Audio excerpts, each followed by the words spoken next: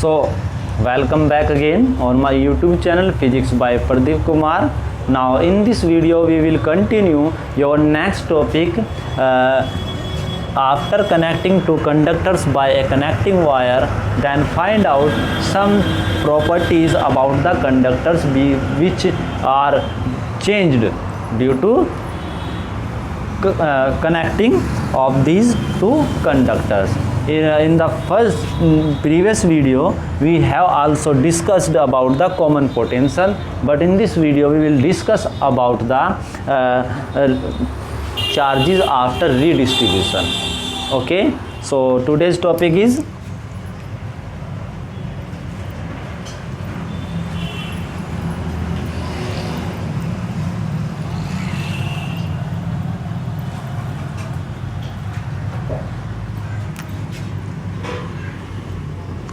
charges after redistribution. Okay, and you know very well about that charges after redistribution are nothing but q1 dash and q2 dash, and you can take help of equation 3rd and 4th. Okay, from previous video, from equation 3rd and 4th, q1 dash is equal to c1v and q2 dash equal to c2v, implies that q1 dash divided by q2 dash is equal to c1 by c2. Okay, that is the ratio. That is the ratio of the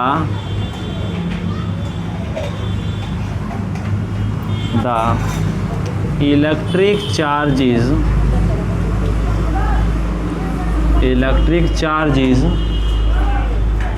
on the conductors after redistribution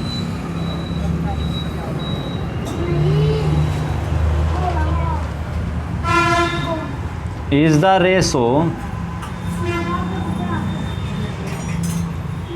of the capacitance of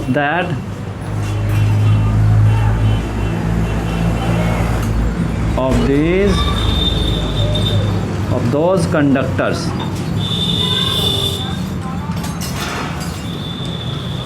Okay, suppose these conductors are spherical in shape. Suppose these two conductors are spherical in shape. If the conductors are spherical in shape, then C1 will be equals to 4 pi epsilon naught R1 and C2 equals to 4 pi epsilon naught R2, where R1 and R2 are the radius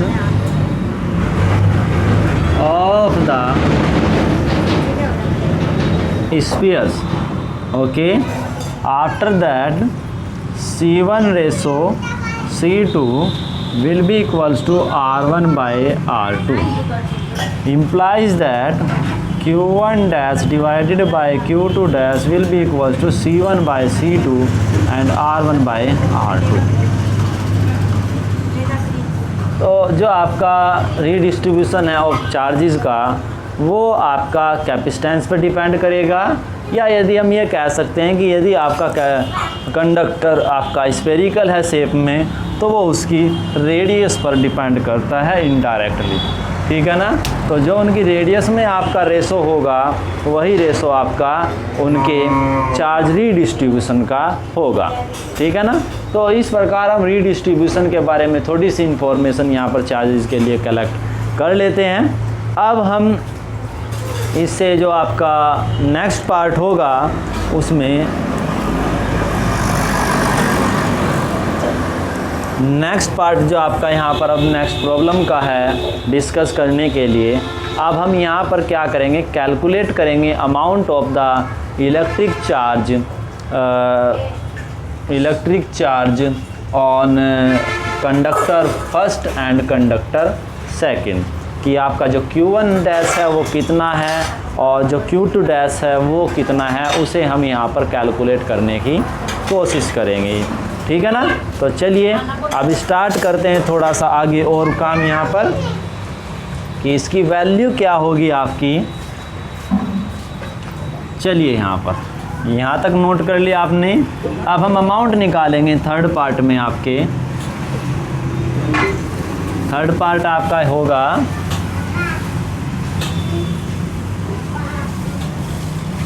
यहाँ पर note कर लेते हैं।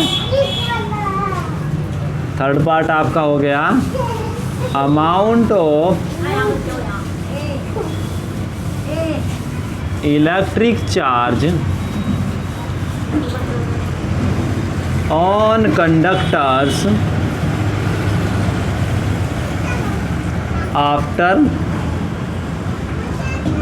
Redistribution,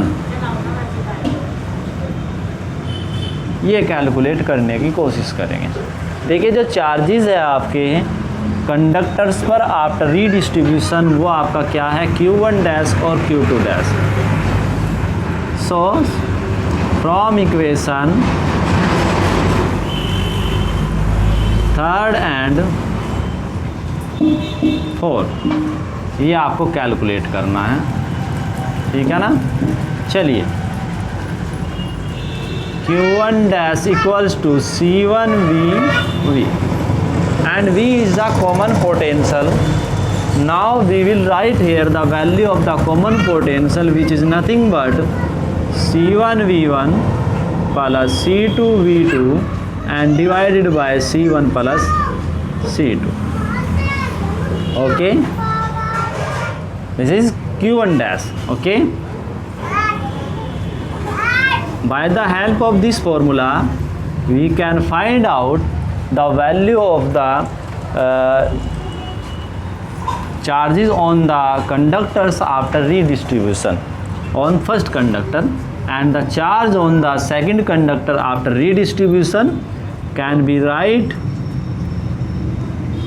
as C2V, where V is the common potential also here, and V is nothing but C1V1 plus C2V2 and divided plus C1 plus C2. Okay, ये आपका क्या हो गया, चार्ज डिस्ट्रीब्यूशन हो गया on the amount of the charge on the second conductor after redistribution. Okay, and now fourth category of this article is nothing but amount of electric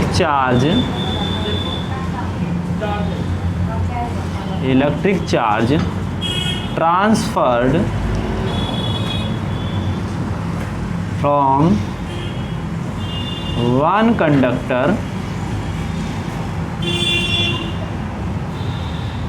to another conductor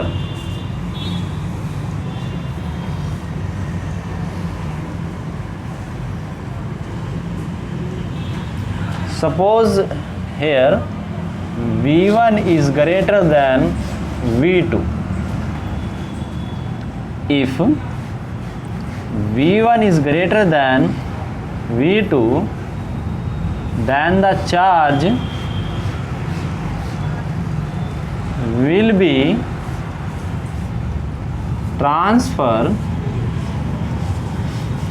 from conductor first to conductor second.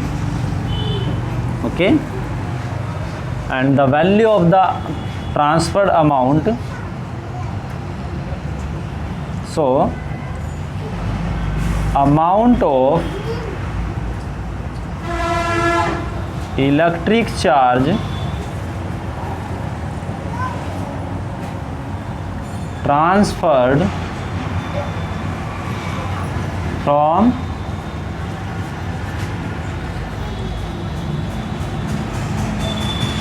conductor first to conductor second.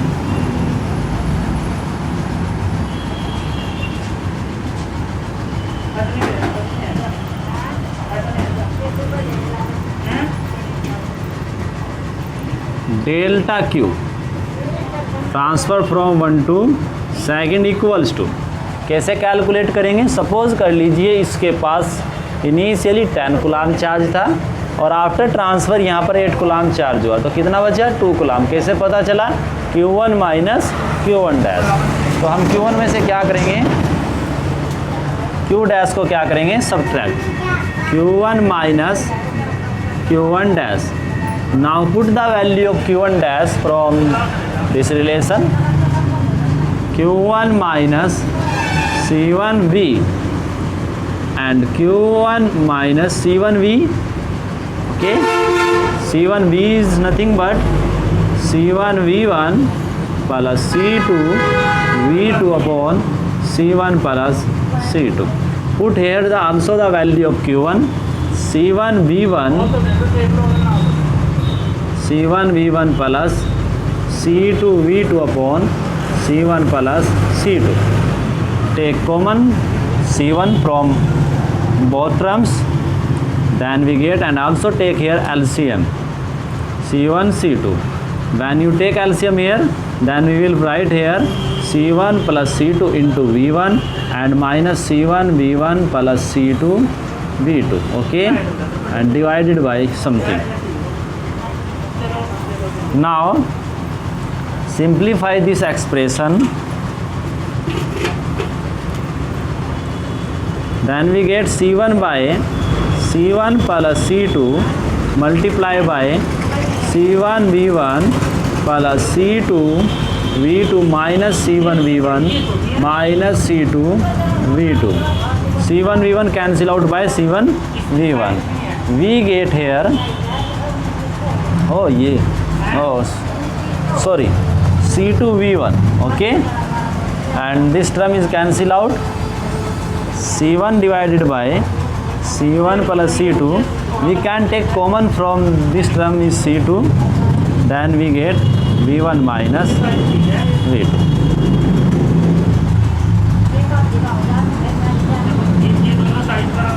देखिए यहाँ पर एक चीज़ देखिए, ये हमने amount क्या ली थी? Positive ली थी। देखिए ये अमाउंट पॉजिटिव तभी होगी जब V1 ग्रेटर दैन होगा V2। दैट मीन्स चार्ज का ट्रांसफ़र फर्स्ट कंडक्टर से सेकंड कंडक्टर पर तभी होगा जब V1 ग्रेटर दैन क्या होगा? V2 होगा। और ये चार्ज का ट्रांसफ़र तब तक होगा जब तक कि दोनों के पोटेंशियल इक्वल ना हो जाए। यदि इन दोनों ऑब्जेक्ट्स के पोटेंशियल इक्वल हो, सपोज कर लीजिए V1 equals to V2, then this term will be equals to 0। और जैसे ये टर्म आपकी 0 होगी तो amount of transfer charge will be 0। ठीक है ना? तो यहाँ से भी इसका फिजिकल सिग्निफिकेंस पोटेंशियल का निकल जाता है कि चार्जेस का जो ट्रांसफ़र है वो one conductor to another conductor कब तक होगा? जब तक दोनों पर आपका पोटेंशियल इक्वलाइज ना हो जाए। ठीक है ना? ये आपका थर्ड प्रॉब्लम हो गई इस टॉपिक की। पहली problem common potential, second problem आपकी चार्जेस आफ्टर रीडिस्ट्रीब्यूशन क्या रिलेशन है, और उसके बाद आपका amount of electric charge on the conductors after redistribution, और फिर आपका फोर्थ प्रॉब्लम आपकी हो गई amount of electric charge transferred from one conductor to another conductor, एक कंडक्टर से दूसरे कंडक्टर पर आपका कितना अमाउंट इलेक्ट्रिक चार्ज का ट्रांसफ़र हुआ है, ये कैलकुलेट करने की हमने यहाँ पर कोशिश की है। ठीक है ना। अभी इसका एक पार्ट और भी आपका रह जाता है। ये टॉपिक आपका जो है वो होगा कि जब आपका भी कंडक्टर्स आपके विदाउट कनेक्टेड थे, उस कंडीशन में इनके कुछ पोटेंशियल एनर्जी रही होगी, लेकिन जब आपने इन्हें कनेक्ट किया तो एक से चार्ज का डिस्ट्रीब्यूशन दूसरे कंडक्टर पर हुआ।